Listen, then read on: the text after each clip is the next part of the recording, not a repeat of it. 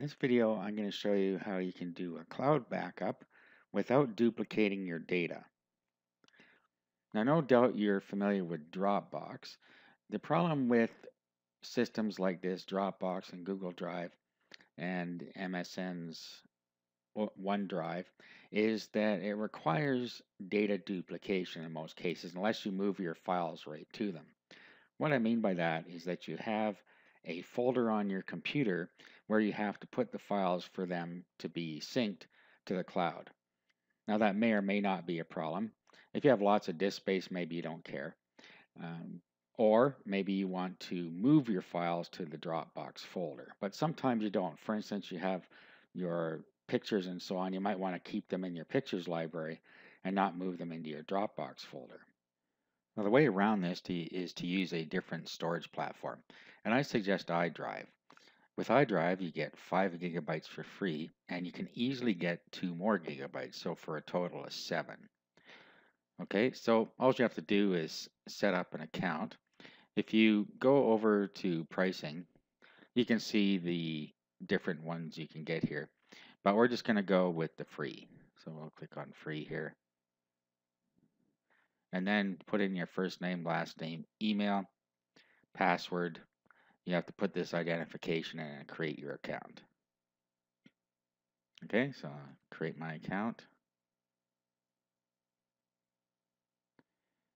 Okay, so you can set up your own encryption key if you want, or you can use the default. I'm just going to use the default encryption key. For maximum security, you can set up your own. Okay, so here we are. Now there, as it shows here, you can download the desktop software. You have an app, and here's the desktop software. So we're going to run that in a second. And you can log in and start your backup from there. So you can drag and drop from your computer to your browser as well. So you don't have to have files in multiple places on your computer. You can do it all from within the software or drag it right into this space here.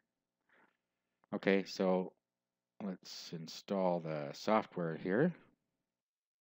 Okay, so now we'll log in to select what we want to back up.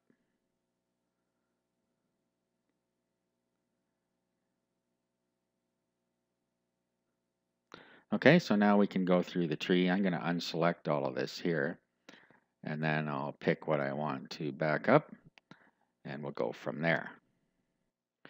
Okay, so I let that backup finish, and then when we go inside, we can see what we selected here. Now it backs up the whole tree until you get down to where your backups are. Okay, so here we go. There's your thumbnails.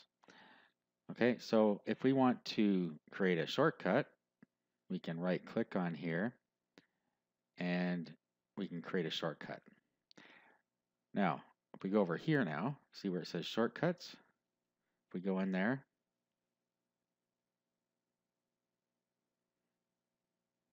there's our shortcut to our file. So it gives you an easy way to organize your files. Let's go back to backup over here.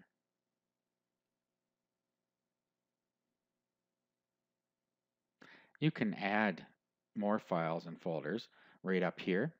So you can see upload file and upload folder. So you can do either way. You can create a new folder here as well and upload to within that folder just by going into it and then doing your upload files or folders. Okay, we have sync. This is sort of like Dropbox and all the others. You can turn on sync to and have a sync folder if you enable sync. Okay, so, but you don't have to. That's up to you if you want to do it.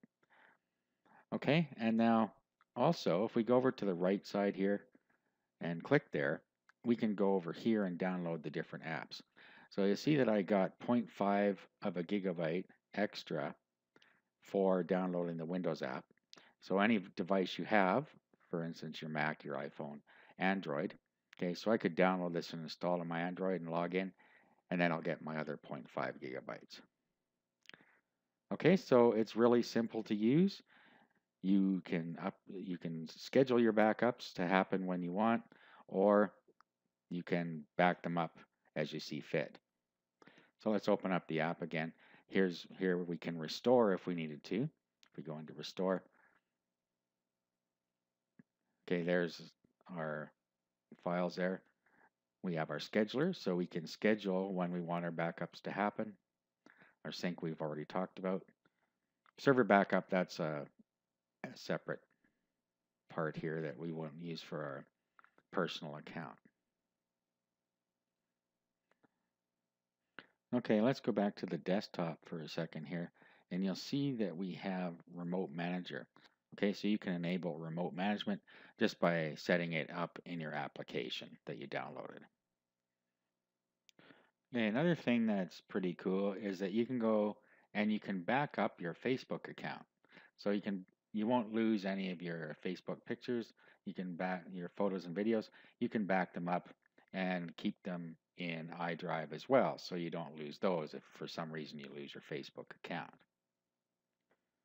Okay, so as you can see, iDrive is simple to use and very powerful. Also, you don't have to use a sync folder, so you can back up directly to the cloud without using up any of your precious disk space.